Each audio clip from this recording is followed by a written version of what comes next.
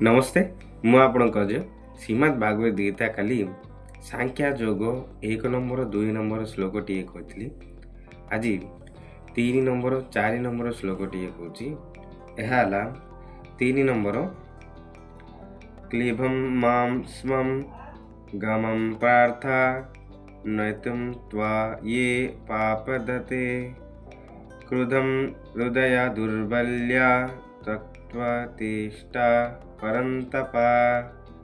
यार अर्थ है तेणु हे अर्जुन नपुंसकता प्राप्त हो नहीं, तम पक्षरे यह उचित नुहे।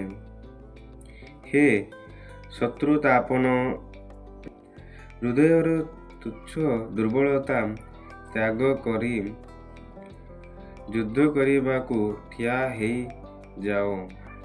आपरे श्लोक है 4 नंबर अर्जुन वाचा कथम भीष्महं संके दोना च मधुसूदना ईशोभ्यं पूति जोष्यामि पूजया भरी सूदना।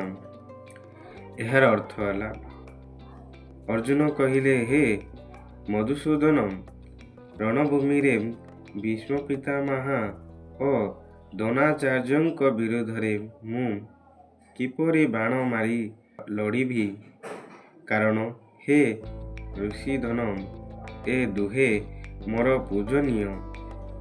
आज ये 2टा श्लोक पुणी आउ 2टा श्लोक काली